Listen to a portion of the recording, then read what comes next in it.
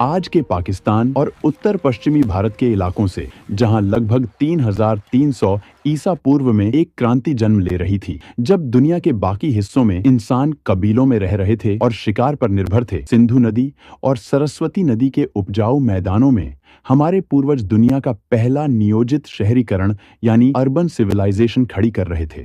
यह सभ्यता 10 लाख वर्ग किलोमीटर से भी ज्यादा इलाके में फैली थी, जो उस समय के मिस्र और मेसोपोटामिया की सभ्यताओं को अगर मिला दिया जाए तो उससे भी बड़ी थी। हड़प्पा और मोहनजोदड़ो जैसे शहर इस सभ्यता के मुकुट थे, लेकिन इन शहरों को खास बनाती थी उनकी प्लानिंग। अगर आप ड्रोन लेकर उस समय ऊपर उड़ते तो आपको नीचे एक विशाल शतरंज की बिसात बिछी हुई दिखाई देती। इसे ग्रिड सिस्टम कहा जाता है। सड़कें टेढ़ी मेढ़ी नहीं थीं, बल्कि एक दूसरे को 90 डिग्री के समकोण पर काटती थीं। मुख्य सड़कें उत्तर से दक्षिण की ओर जाती थीं, ताकि हवाएं जब चलें तो पूरा शहर अपने आप साफ हो जाए। ये इंजीनियरिंग का वो स्तर था जो आज भी दुनिया भर के आर्किटेक्ट्स को हैरान कर देता है। हड़प्पा के इंजीनियरों को ईंटों का जादूगर कहा जा सकता है। उन्होंने निर्माण के लिए एक ऐसा स्टैंडर्ड तय किया था जो पूरे साम्राज्य में लागू होता था, चाहे आप उत्तर में हो या दक्षिण में।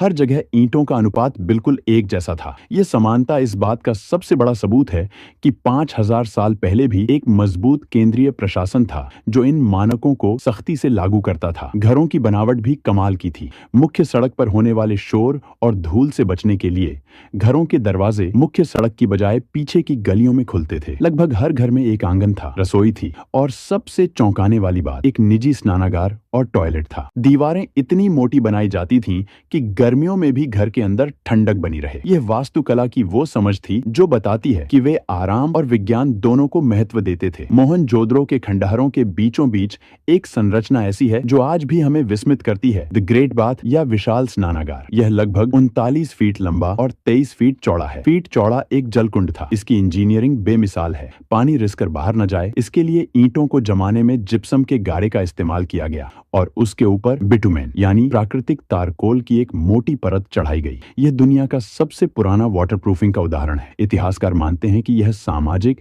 या धार्मिक अनुष्ठानों के लिए इस्तेमाल होता था, लेकिन पानी की कहानी सिर्फ यहाँ तक सीमित नहीं थी। गुजरात के धोलावीरा शहर ने तो जल संरक्षण में कमाल ही कर दिया था। यह शहर रेगिस्तान के बीच में था, इसलिए वहां के इंजीनियरों ने बारिश के पानी को इकट्ठा करने के लिए विशाल जलाशय और बांध बनाए। उन्होंने चट्टानों को काटकर ऐसे चैनल बनाए जो नदी के पानी को शहर के बड़े टैंकों तक लाते थे। धोलावीरा का जल प्रबंधन सिस्टम आज भी आधुनिक हाइड्रो इंजीनियर्स के लिए एक केस स्टडी है। हड़प्पा की अर्थव्यवस्था की रीढ़ थी उनका व्यापार, और इस व्यापार का केंद्र था लोथल। गुजरात के तट पर स्थित लोथल में दुनिया का सबसे पुराना जात मानव निर्मित बंदरगाह मिला है। यहाँ ईंटों से बना एक विशाल बेसिन था जहाँ समुद्र से आने वाले जहाज लंगर डालते थे। यहाँ से हड़प्पा के जहाज तांबा, हाथी दांत, मनके और लकड़ी लेकर मेसोपोटामिया, आज का इराक, ओमान और बहरीन तक जाते थे। मेसोपोटामिया के प्राचीन लेखों में हड़प्पा को मेलुहा कहा गया है।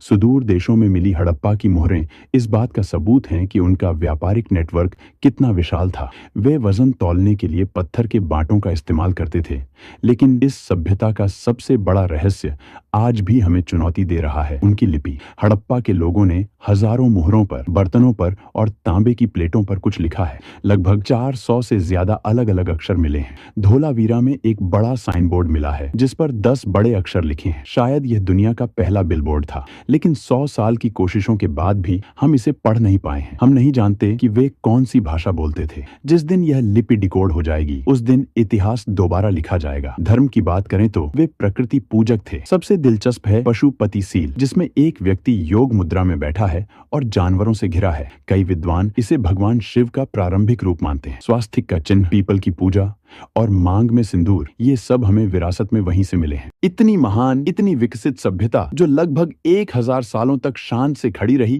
आखिर उसका अंत कैसे हुआ? 1900 ईसा पूर्व के आसपास शहरों में गिरावट आने लगी, नालियां जाम होने लगी और व्यापार ठप पड़ गया। पहले माना जाता था कि आर्यों ने हमला किया, लेकिन अब विज्ञान ने इसे नकार दिया है। असली कातिल था जलवायु परिवर्तन। सैटेलाइट इमेजरी बताती है कि उस समय सरस्वती नदी, जिसके किनारे सैकड़ों बस्तियां थीं, वह सूखने लगी क्योंकि टेक्टोनिक टेक्टोनिक हलचल ने उसके पानी को यमुना की तरफ मोड़ दिया। दूसरी तरफ सिंधु नदी ने अपना रास्ता बदल लिया, जिससे भयंकर बाढ़ आई। मानसून कमजोर पड़ गया और सूखा पड़ने लगा। जब पानी ही नहीं रहा तो शहर वीरान हो गए। लोग अपने शानदार घरों को छोड़कर पूर्व और दक्षिण की ओर गंगा के मैदानों की तरफ पलायन कर गए। वे मरे नहीं, वे बस बिखर गए।